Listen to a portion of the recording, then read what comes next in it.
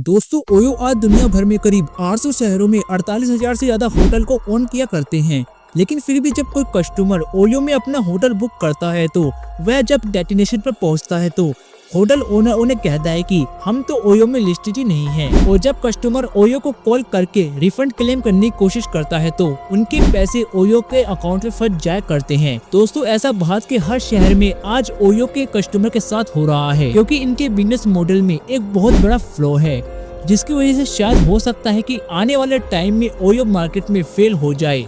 तो दोस्तों आज के इस वीडियो में हम जानने की कोशिश करेंगे कि ऐसी क्या गलतियां ओयो आज के डेट में कर रहा है, जिसकी वजह से कस्टमर को बहुत ज्यादा परेशानियां हो रही हैं। और साथ ही हम ये जानने की कोशिश करेंगे कि किस वजह से ओयो मार्केट में आने वाले टाइम में हो सकता है रिलेटी ना करे। अगर आप भी ओयो होटल यूज करते हैं तो आज के इस एपिसोड को अंत तक देखिएगा। दोस्तों इस वीडियो को शुरू करते हैं। दोस्तों सबसे पहले हम आपको बता दें कि आखिर ओयो काम कैसे करता है और इसका बिजनेस मॉडल क्या है। दोस्तों ओयो की मार्केट में शुरुआत बड़ी नीड्स को देखते हुए की गई थी। जब भी कोई कस्टमर होटल बुक किया करता था और जब वो होटल जाता था तो उसका एक्सपीरियंस अच्छा नहीं रहता था, उसे गंदगी का सामना करना पड़ता था। होटल की वॉश बेसिन गंदी रहा करती थी और टॉयलेट भी गंदे रहा करते थे। फिर पिलो और ब्लैंकेट तो काफी ज्यादा गंदी हालत में होते थे। साथ ही जब लोग चेकिंग किया करते थे तो उसमें काफी टाइम वेट करना पड़ता था, जिस वजह से एक ओवरऑल कस्टमर एक्सपीरियंस भारत के मार्केट में होटल का बिल्कुल खराब था। दूसरी मार्केट में सबसे बड़ी प्रॉब्लम्स कपल्स के लिए हुआ करती थी। जब भी कपल्स होटल बुक किया करते थे और जब वे होटल में जाते थे तो होटल ओनर कपल्स को देखकर उनको मनाही कर देता था, या अगर कोई कपल्स होटल के रूम में है तो कोई भी जाकर उनसे सवाल जवाब करता था। उसकी वजह से कपल्स होटल में जाने से डरा करते थे। तीसरी बड़ी जो मार्केट की नीड थी वह यह थे कि होटल इंडिया में बहुत ज्यादा मात्रा में थे, लेकिन उसके पास कस्टमर ही नहीं हुआ करते थे।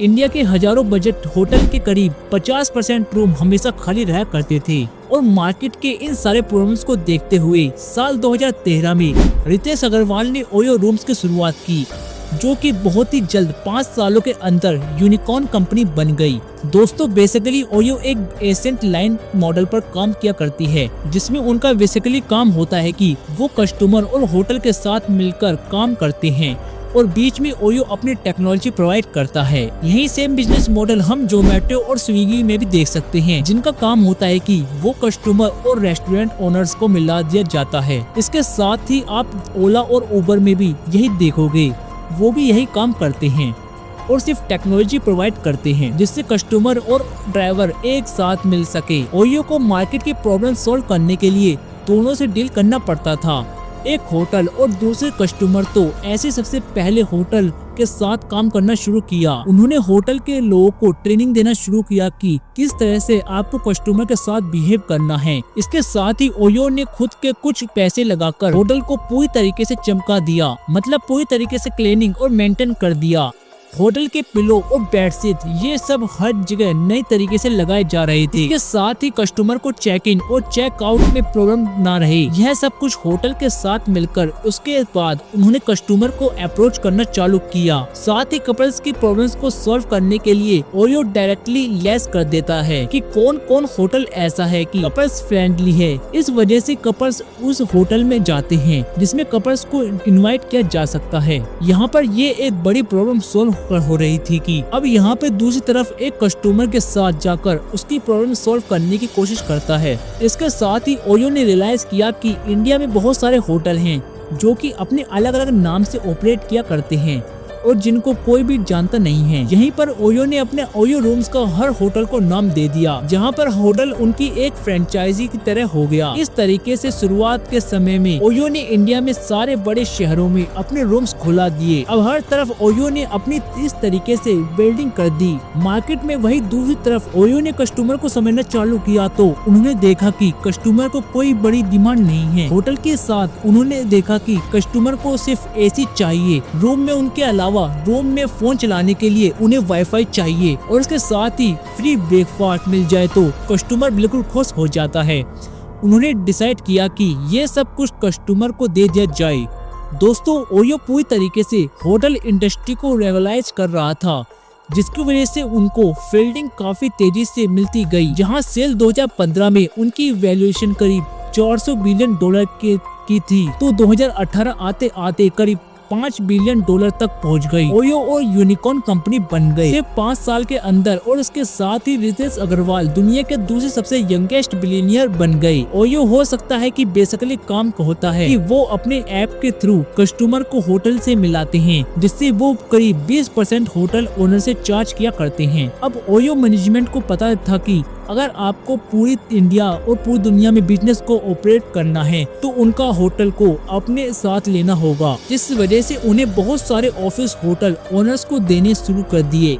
इस वजह से इंडिया में गली गली में ओयो होटल खुल गए। लेकिन साल 2019 के बाद यह मार्केट पूरी तरीके से खराब होने लगा, क्योंकि ओयो ने होटल ओनर्स ने आप बहुत ज्यादा चार्ज करना शुरू कर दिया। ओयो पहले 20% होटल से चार्ज करते थे, वहीं सारे चार्ज मिलाकर करीब 50 से 60% तक ओयो ने पोर्टल देना शुरू कर दिया। होटल ओनर्स को जब भी कोई बुकिंग होती थी तो होटल ओनर को पता चल जाता था। ओयो यहाँ पे यह करने लगा है कि बुकिंग हुए वो होटल ओनर से पैसे काटने लगा।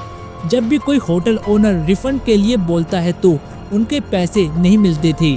दोस्तों, ओयो जब पूरी तरीके से वैल्यूएशन में काम कर रहे थे, जहां पर उनकी सबसे पहली नजर प्रॉफिट एलिवेटी पर थी, तो वो पूरी तरीके से फोकस बना रहे थे कि किस तरीके से ज्यादा रेवल्यूशन जनरेट किया जाए। इसलिए वो होटल होना उनसे बहुत ज्यादा पैसे निकालने की कोशिश कर रहा था। अगर हजारों कंप्लेंट्स होटल ओनर से आती थी तो उनमें से सिर्फ 200 लोग ही रिफंड किया जाता था। इस वजह से होटल्स ओनर ने इसके प्लेटफॉर्म को छोड़ना चालू कर दिया। अप्रैल 2021 में 500 से ज्यादा होटल्स ने एक हफ्ते के अंदर ओयो होटल छोड़ दिया। साथ ही ओयो होटल्स रूम्स के ऊपर कई सारे होटल्स ओनर ने फ्रॉड के केस भी रजिस्टर करे। दोस्तों, अब हम पूरे ओयो का बिजनेस हो गए, उनका पूरा रेवेन्यू 2 पर ही डिपेंडेंट है।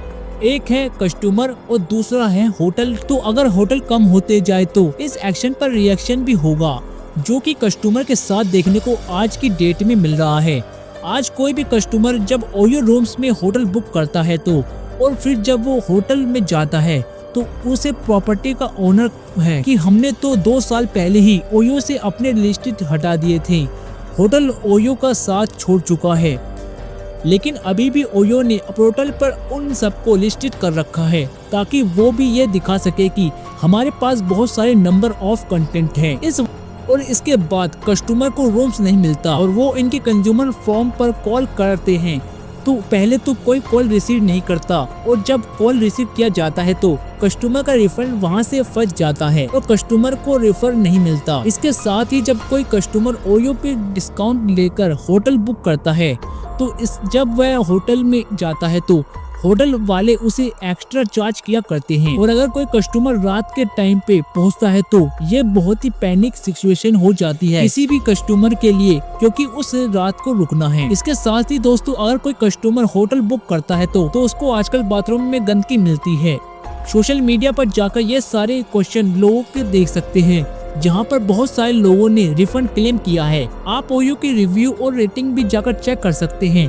2 स्टार से ज्यादा कोई भी रेटिंग कहीं भी दिखाई नहीं देती। आज की डेट में इन सब का असर ओयो के फाइनेंशियल रिपोर्ट पर भी दिखाई दे रहा है। अगर हम ओयो का फाइनेंशियल रिपोर्ट 2020 का रेवेन्यू देखें तो वो 13,413 करोड़ था। फाइनेंशियल ईयर 2021 में कोविड की वजह से इनका रेवेन्यू सिर्फ 4157 करोड़ था, जो कि थोड़ा सा बढ़कर 49,005 करोड़ हुआ। 2022 में फाइनेंशियल ईयर 2023 के फर्स्ट क्वार्टर में इनका 1,504 करोड़ रेवेन्यू। इसके साथ ही आप देखेंगे कि कंपनी के एक्सपेंस काफी ज्यादा हैं। जितना उनका रेवेन्यू बढ़ा है उतने ही ज्यादा उनके एक्सपेंसेस बढ़ते गए हैं।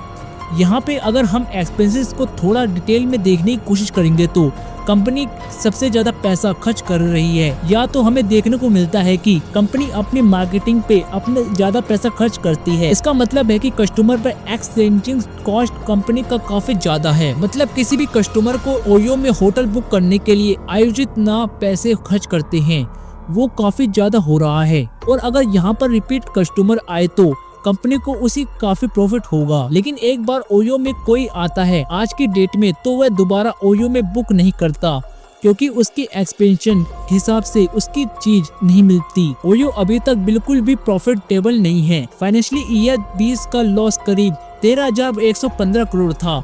वो लॉस कम होके 3,939 करोड़ हुआ था। अभी भी कंपनी को आप रेगुलरली लॉस में देख सकते हैं। 2023 अभी फर्स्ट क्वार्टर में कंपनी 413 करोड़ के लॉस में देख सकते हैं। ओयो मार्केट में अपना आईपीओ भी लेकर आ रहे हैं, जिस पर federation of hotel experience of India का कहना है कि ओयो पूरी तरीके से मिसलीडिंग है। दोस्तों, कंपनी अपनी पूरी चीजों से पूरी तरीके से उन दोनों चीजों ने कंपनी को बिल्कुल ही फुलफिल नहीं कर पा रही है। अब ना तो अपने होटल ओनर्स को पूरी तरीके से खुश कर पा रही है और ना ही वह कस्टमर को पूरी तरीके से खुश कर पा रही है।